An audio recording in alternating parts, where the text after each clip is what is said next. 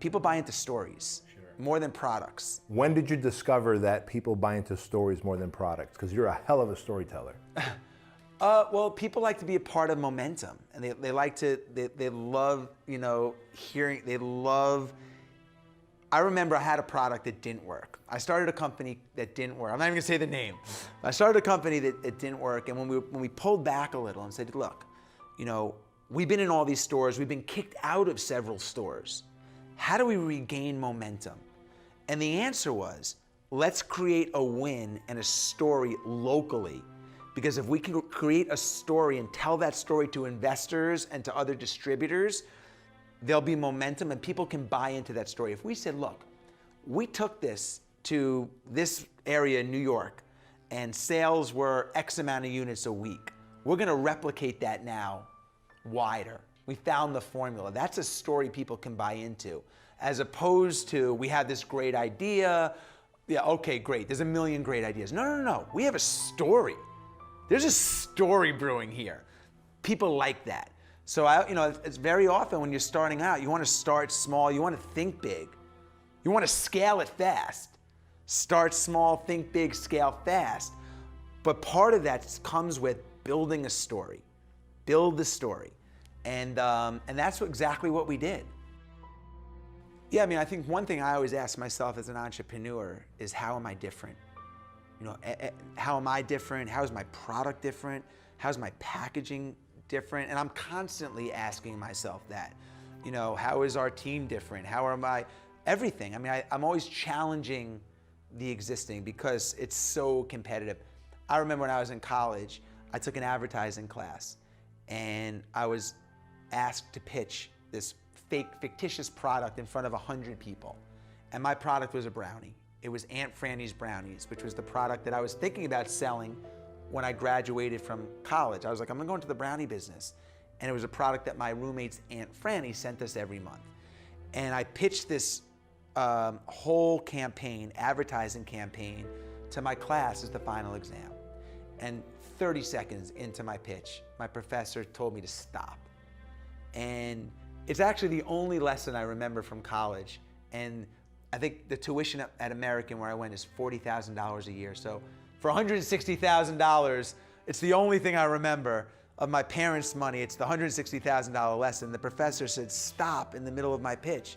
And he said, son, what is your point of differentiation? I said, well, I'm a brownie and I can be gluten-free if you want me to be gluten-free, and I'm shiny packaging and I'm delicious. And he said, no.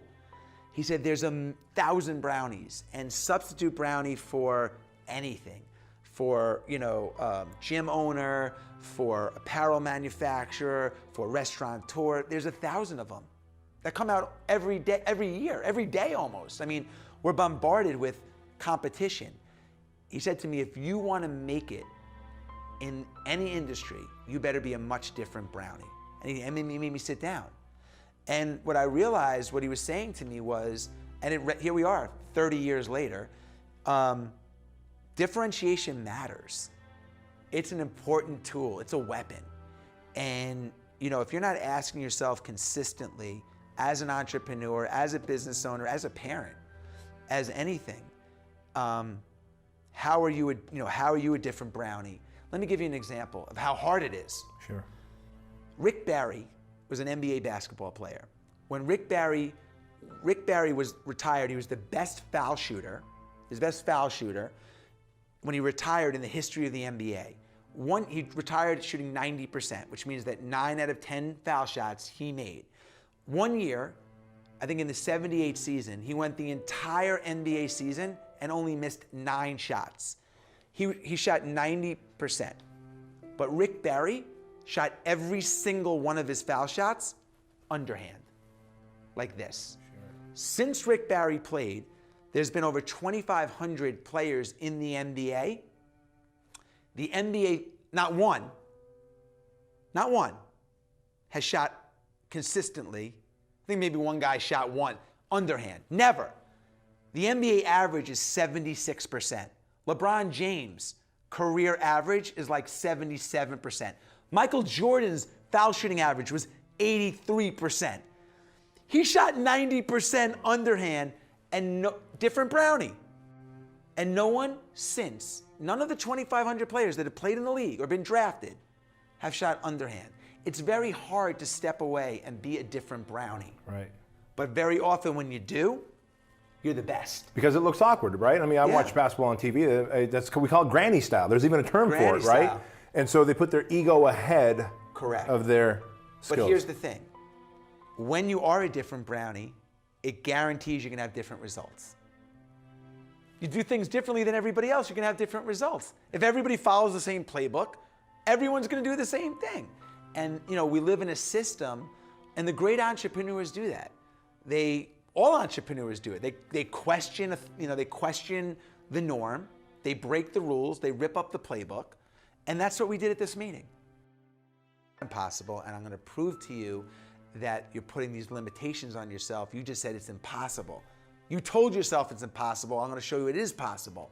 And an hour and a half later, doing one at a time, I did do the full 100, and I realized, man, I'm under indexing by 100 pull-ups in this exercise. It made me realize, what are the areas of my life am I under indexing in? So his 40% rule is, when your brain says you're done, you're only 40% done. So very often we stop because our brain, as a defense mechanism, doesn't want us to get hurt. It sends a signal to us, taps us and says, hey man, stop running. You're running too fast. I'm breathing. Stop. And we do. We listen. We are in tune with our body. We listen. Sure. But the real gold and magic and the real, what are your limitations, go well beyond what you think you can do. And the rule of thumb for the Navy SEALs is when you think you're done, you're only at 40% of what you think of what you can actually do.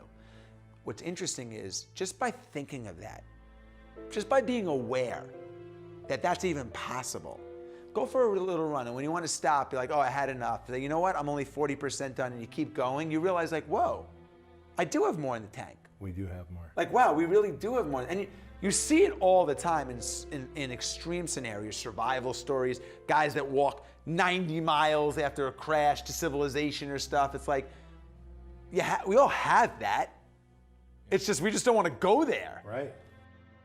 You didn't say these words, but the most successful entrepreneurs, the empire builders, people who have changed the fucking world, they live in extremes, don't they? They're not anywhere in the middle. They're in one extreme or the other. What do you think that is?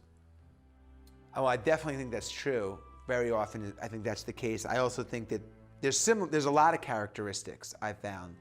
I think living, in extremes is one. I think that's just because very often being an entrepreneur is extreme. You're shaking up, you're being a disruptor. And without being extreme, it's hard to be disruptive. And you have to be willing to take risks. Living in the extreme is being comfortable with the uncomfortable. It's being comfortable taking chances and risk and maybe failure. And so I think that's a personality trait for a lot of entrepreneurs. And I think it can be taught. I think it can be, you can accumulate the ability to have, to deal with fear and take chances. But I think you're right.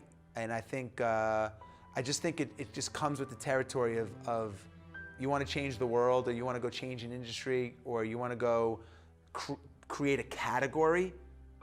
It's hard to do that when you're playing in between the lines. Yeah. Why is time such a big factor for high-performing entrepreneurs? I think urgency is a factor. I think just taking a step back, I think that people talk about relationships. When we talk about relationships, very often you talk about it in terms of people. How's your relationship with your wife or your kids or your parents or your friends or whatever? But we neglect to think about our relationship with time and money, but specifically time. And the average American, we were talking about it, lives to be 78 years old. I'm turning 50. So if I was average, that means I have 28 summers left. I hope I'm not. But if that's the case, and you reverse engineer that time and realize that, wow, the quality is, I just climbed Mount Washington. I didn't see any 70-year-olds on the hill. The stuff that I'm able to do now, in my 70s, I probably won't be maybe I will, but there's a high chance that I won't be doing it at the level or doing what I'm doing now. So now my quality of years have really reduced from 28 to now maybe there's 10. Well, then when you reverse engineer it, it's like, well, how do you want to spend that time and who do you want to spend it with? Or what do you want to build? I mean, time and urgency. And like, you wait in this competitive world of 7 billion people, you're going to get your clock wrong. Someone's going to eat your lunch. Sure. So I'm a ready, fire, aim guy. I'm a ready, fire, aim guy. And I think part of being an entrepreneur, I'm not saying go reckless and go do it without a plan. And I'm not saying that at all. I'm just saying there's never the right time. You never have a right. Most people use time and experience as an excuse. I need more time. I don't have enough experience. The timing will be better in 6 months. Oh, really? You have a crystal ball that knows that the timing is going to be better in 6 months? The timing is never right. The experience is never always right.